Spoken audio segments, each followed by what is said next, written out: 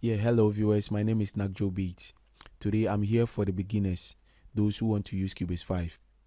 Do not forget to subscribe this channel and press the bell button so that you get every notification.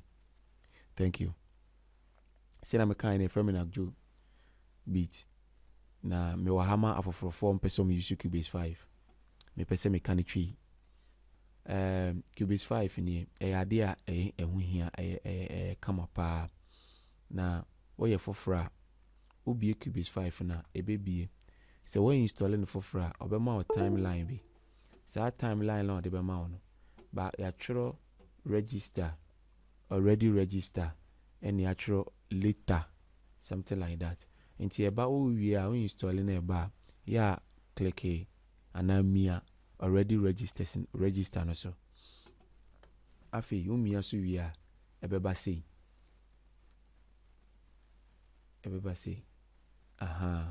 nti eba say na aha yɛ recent, aha yɛ recording, aha yɛ scoring, aha yɛ production, aha yɛ mastering. What you say? But obefa recording tino. Any kwan sɛ okɔ baabi a nemu oba recording because obefa vocals.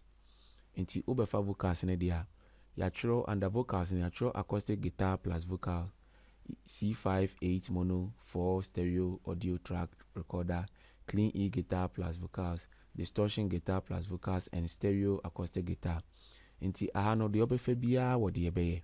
Nti sisi a pese o record no de wo se o ye ne se obemia record. Omia record wi a o de atoso. A show se oho ne da. Afi obeba ha. Saa baabi saa tibia we anase aha sei eye baabi a ema directions a obe save wo nioma no ato and our project now you know this place gives a direction to where you can save your projects to. Nti me pese me save me project na me ba ye no nti me click so a na ebeba me pese me save to desktop a me mia desktop folder bi e wo bia no I make sure say bia aha na me pese me de me nneoma ni bi to na me project ambe no to a I will come to bia new project ana profile 6111 ano na bia me use so me pen sa nso a de me ne say mia desktop no na mabeye make new project nti make new folder no me mia na abase so eba then I will rename it manye ni yenti na yesa no then me rename no be a new one me wia na mabo okay nti isi a me you know aba ebeba new one afi wo wia aha sei nso obetimi a save no adwuma na wo ye no obetimi a save no title kra opese wo de ma no na wa save wo ntimi de no matwero Nagjo 1 na ma atwero to no se na be ya oba na se obie wo project na ehun nkoye wo de ne mu obehu na wa ye we ache yembra ni mu ha sei so recent no so ye dia e kire se o recent project a wo ye no dodo na ne nyina gu ha sei a enya afi na wo koye ibi nti ubie Cubase na apɛ na afi ni nyina wo ho na wa click na wa yedai wa click so de wo pese ubie no na wa bie dada e wo ho no enti sanso dia na aba recording abaye wo nneoma wo so ye no uwia na aba create nti umia creator now wa benya empty say bebia ni ho no aye wo tools no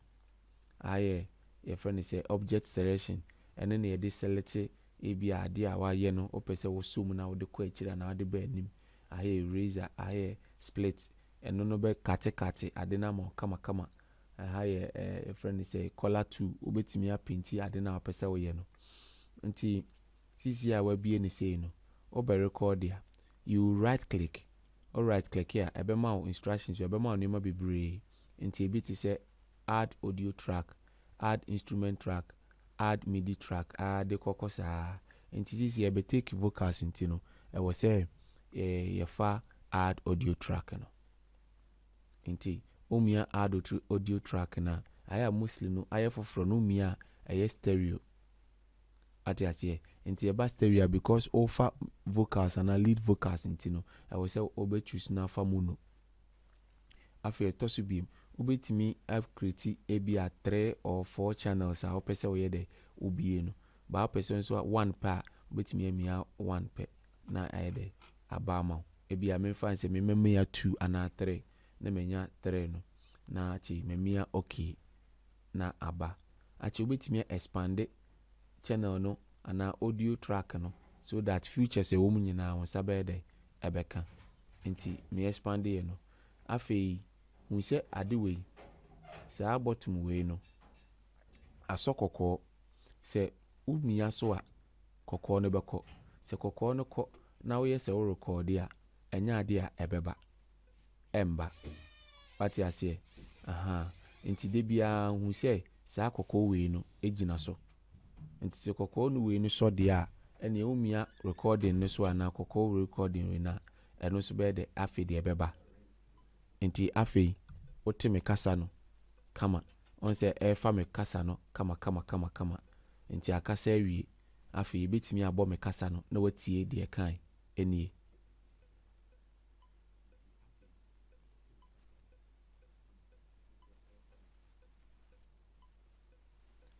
mo nti isi yetimi a record se ye pese ye fa mienu channel mienu ne de record ana miensa ne de record a de wo hia se obemia control ewo o keyboard no so na wo mia menje mu na so mouse ne mu so ne right click ana say sorry ne mia click mouse no so na nenya ne nyina selections no nti se me pese me di mienu yi na me de record a sa mienu we na pese me de record a now me ye we na sa bottom mienu nyina so no me mia pe ne mienu nyina be start say de record nti isi aso won say ne mienu nyina record metimi de ba akun so aka ho na ba miensa na afi miensa ne nyina so de record boom pepepe se ente sa so de a ene ebedi nka afa ba akono na ya record me one nti yenye example bi ne enhwa de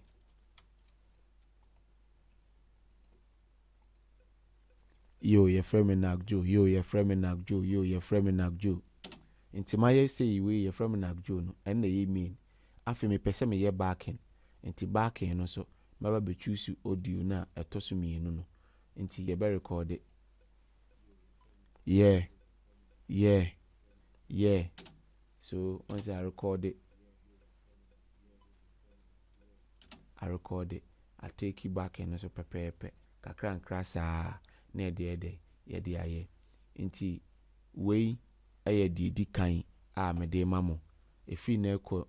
me video bi a me de baba bia no mommo modin ase mo be subscribe na wa mia bell button no so se na be ye de foforo bi aba onso nsa be ka bi na afa video bi be anso e be yi ni twi